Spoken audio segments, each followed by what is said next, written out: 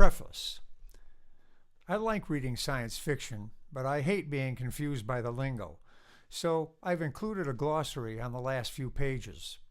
The next paragraphs will help place you in the world of the book. There are online appendices explaining many details about the concepts and products introduced in the book. Find them online at www.n-hanced.com. That's N-hanced, Hanced.com, appendix.php. While you're there, fill out the guest book form so I can notify you about future works from the N world.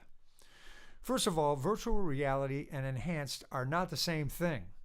A 3D movie with surround sound is a primitive form of VR using two of your senses to make you feel as if you're somewhere other than a theater.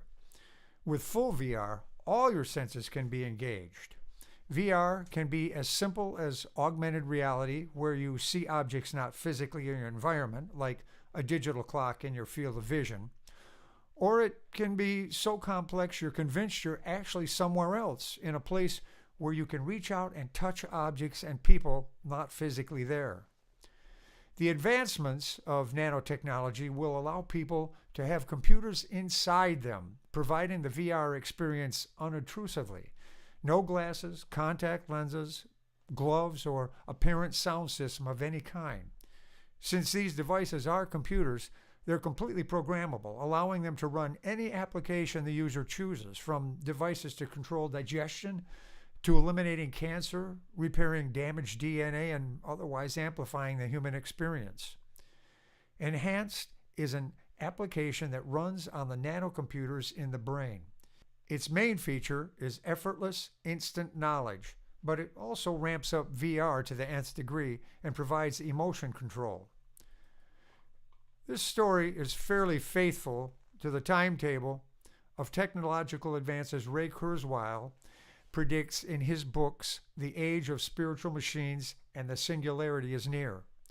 When other prognosticators disagree with him, it's rarely over whether these changes will take place, rather when they will happen. And of course, all that depends on if we survive. During speaking engagements in 2011 and 2012, Ray would hold up a cell phone and say, "In 20 years, the technology in a cell phone will be available in a package the size of a blood cell." If that is indeed the case, I'd like to have a teaspoonful of them in my body, networked together to make a supercomputer that will respond to my every request. We are headed into a time of unprecedented acceleration of technology that will allow for wondrous living.